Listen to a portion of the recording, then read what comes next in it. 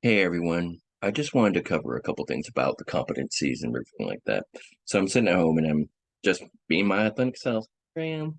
All right. I mean, if you don't know what a lot of what I do, I'm a in real life I am a researcher and I work in government research. I look at economic disparities in government contracting, and that's why I have like this little sampling methods because a lot of people don't understand sampling. It's very difficult to understand sampling.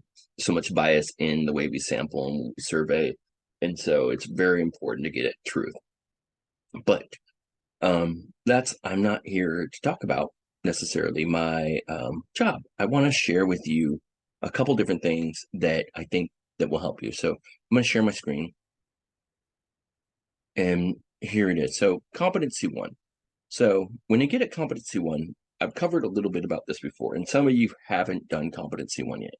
And so I really want to help you succeed, especially now and in the future. You're getting at competency one. You're doing an interview. So you're interviewing a leader, you're talking, and it's either at a volunteer organization or another organization you're choosing. Completely okay. I've done this assignment hundreds of times with thousands of students, like just lots and lots of things I've seen over the last 6 years since we instituted this particular assignment in the MHA program.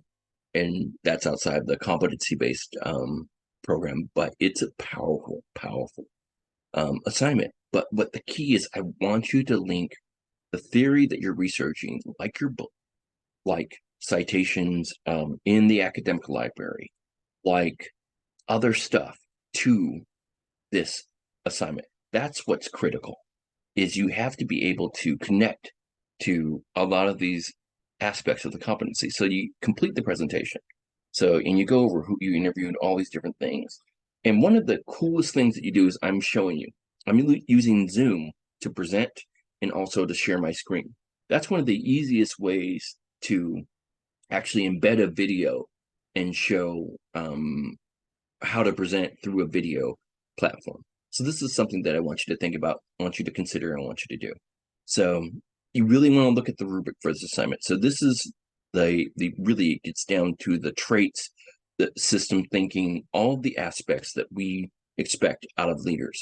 But during your interview, what you'll be surprised is that a lot of leaders haven't studied leadership. They don't understand leadership. They know that they may be in a leadership position building positional power and maybe some reverence power, but not true understanding of leadership and how leadership works.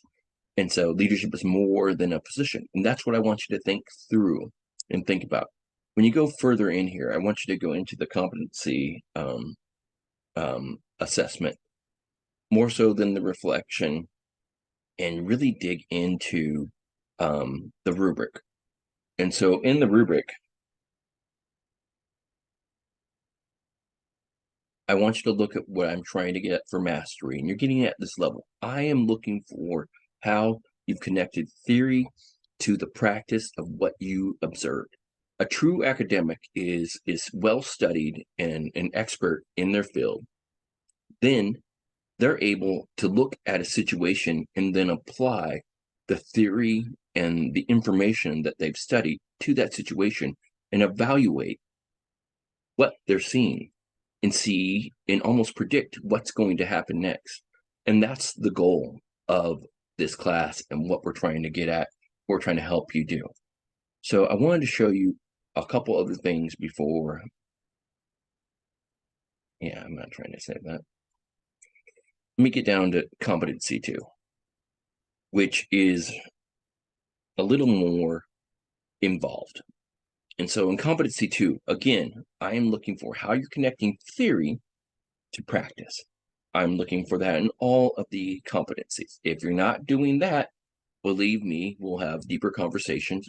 And I know that some instructors don't do that, but that's who I am, and that's what I've seen, and who I see be successful in the working world is to be able to really understand what the theory is and how it presents itself.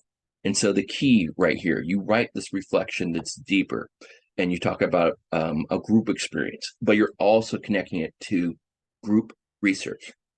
There is lots of information on group research. It's easy to find in the academic library. It's easy to find out there. And plus, I bet it's something inside of your book. At least cite your book. Cite something that we're talking about in class. Cite leadership theory. Whatever it is, something in a past class, something in your bachelor's program. But connect it to some theory. Show you have expertise in this. And then for competency 3,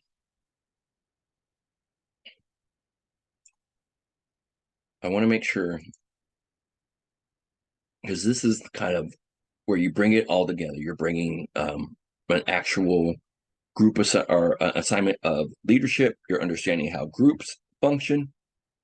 And now you're trying to then present, and you write a larger paper, but you're trying to present about what you've discovered about leadership skills. You do self-reflection, because that's an important part of understanding that self-reflection through the books, through the analysis that you've done. In the beginning of this class, I posted a video and I showed several books. I have books around me right now, like Lies My Teacher Told Me, or I have Cass, The Origins of Discontent. I read constantly. I'm reading, oh, this is a great book. It's called The Righteous Mind. You can't see it. The Righteous Mind. All right. Why Good People Are Divided by Politics and Religion. This is a dangerous book because it really talks about how people lean into their intuition and what intuition truly is, and how intuition can fool us into thinking that our thought process is uninfluenced, and that we can do all these things, and how our gut feelings are right. And our gut feelings can be right, but they can be most of the time wrong. And the research shows us over and over again why that is. Because we have a tendency to go down these ingrained neural paths inside of us. And I'm not saying don't follow your gut, and I'm not saying don't go with your intuition. I'm saying question everything, including yourself. Ask, why do you think that way? And that's what that book is all about. It goes into these depths of things. And this is one curious thing, is where it's where we look up at a cloud, and this is part of it, but we look up at a cloud and we see a face in the cloud, or a cheese sandwich, or a dog. But do we ever look at a face and see a cloud? And so it talks about our innate psychological design, and how most of the time, if we're not really questioning some of the depths of the way we think and why we think it, we're going to get it wrong. And as a leader, that's what I'm trying to show you. So as you're going deep, cite True North, personal guide, cite your book, cite something else, bring that together, connect it all together. That's what's critical. All right. Do you see, as I'm trying to get you to understand this part? All right. Follow this note. Please make sure that you're doing this. I want to give you credit where credit's due, but I want to also push you to your expertise and show you where you're going to go. Okay. So I'll stop sharing right there, and that's where I'll end this. If you have any questions, you can always reach me. Please contact me. Let's talk soon. All right. Bye.